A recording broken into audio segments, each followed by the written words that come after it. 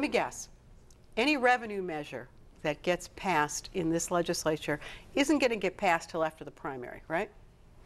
We're not going to see. I don't think we'll even see it before the primary because we're down there for 3 days in October. We're probably there for very few days in January. The primary is February 2nd. It's not in March or April anymore. Oh. So these are quite an interesting little part of the process here. Well, because I as a voter and everyone else as a voter doesn't get to know where any of you are on raising my taxes, motor fuel, income tax, tax on haircut, any kind of tax, until after you've taken care of primary opponents. There were some votes taken in the last session. You know, the Senate did in fact pass a tax increase that also reformed the way we would fund education and provided property tax relief. But it died. It died in the House, but people did have a chance to take votes, so people can take a look at how their representatives voted. And the other thing to point out, because I get a lot of calls about this, you know, there are some people in my district that are very concerned about increasing taxes at the state level, and I think what's important to know is even if we increase our revenues, we're still going to have to continue to make substantial cuts to the budget. The question is, what kind of cuts do we make? What kind of cuts do we make?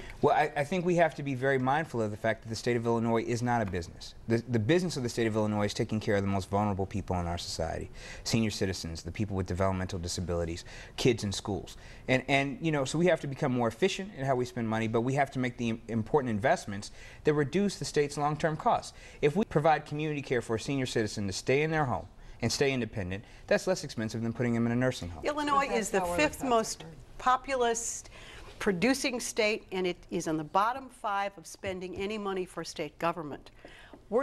By those metrics, we're not throwing of money into programs, are we? No. Well, I still think we are. I mean, it's amazing how you can work those numbers. One thing that I think Representative Burns mentioned is we're not a business, but the problem is what we're doing is impacting business here in the state of Illinois. One thing that we haven't talked about is the fact that we've got 10.5% unemployment rate here in Illinois, and any type of tax increase is going to raise that level of unemployment. I still think, you know, we think back 10 years ago where it seemed like we were flush with cash, and part of it was the economy was going so well, we were growing jobs.